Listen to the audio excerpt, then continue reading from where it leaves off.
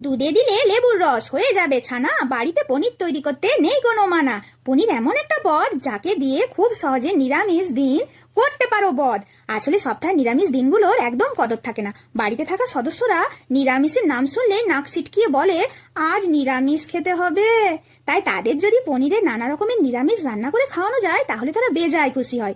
আবার সেই পনির যদি বাজার থেকে না এনে বাড়িতে বানানো যায় তাহলে তো কোনো কথাই নেই। তাহলে চলো চলো আমার সাথে রান্নাঘরে, পনির কিভাবে করতে হয় একটু দেখে নাও। তার জন্য প্রথমেই আমি 1 লিটার দুধ গরম করতে বসিয়ে দিলাম। ঠিক যখন দুধটা ফুটে উঠবে তখন 3 চামচ ভিনিগার অল্প জলে গুলে দুধের মধ্যে আস্তে আস্তে দিয়ে নামটা আলাদা হয়ে যাবে।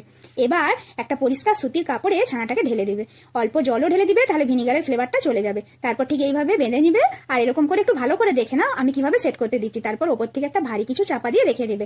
ঠিক 1 ঘন্টা পরে দেখে নাও পনিরটা কত সুন্দরভাবে সেট হয়েছে। এবার আমি পনিরটাকে ছোট ছোট করে কেটে নিচ্ছি। আমি এইভাবে কাটলাম, তোমরা যেভাবে খুশি নানা রকম পনিরের রেসিপি করে দেখতে পারো।